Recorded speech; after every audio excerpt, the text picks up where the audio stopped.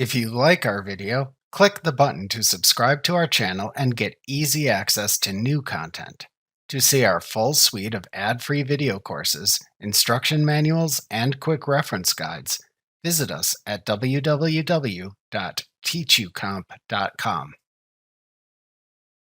You can change the text, border, and background of a text box or data field within the Layout Designer window. To do this, double-click the text box or data field you want to format to open the Properties dialog box. Alternatively, you can select a text box or data field and then click the Properties button in the toolbar at the top of the Layout Designer window to also open the Properties dialog box. Within the Properties dialog box, you can set the appearance of the text box or data field by changing the settings shown within the Text, Border, and Background tabs. For text boxes and labels, you can also enter the text to display into the field shown at the top of the Properties dialog box. To set the appearance of text within the object, click the Text tab.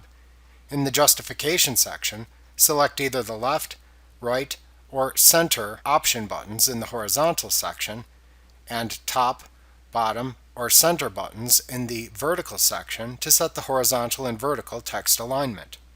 To indent the first line of text within a text box, check the Indent First Line of Text checkbox within the horizontal section. To select the font used to display text within the objects, click the Font button to open the example dialog box. Here you can change the font, font style, size, effects, and color of the font by making choices from the fields within this dialog box.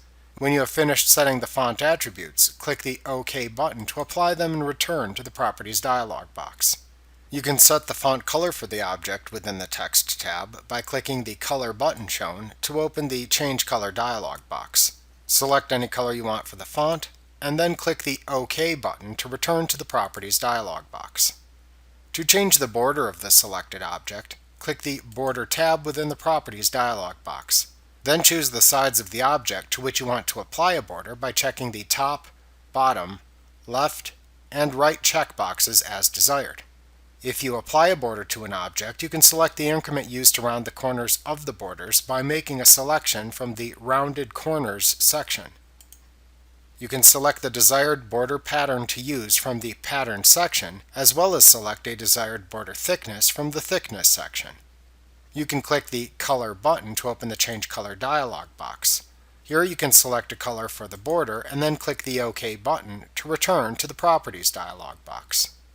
To set a background color for the object, click the Background tab within the Properties dialog box.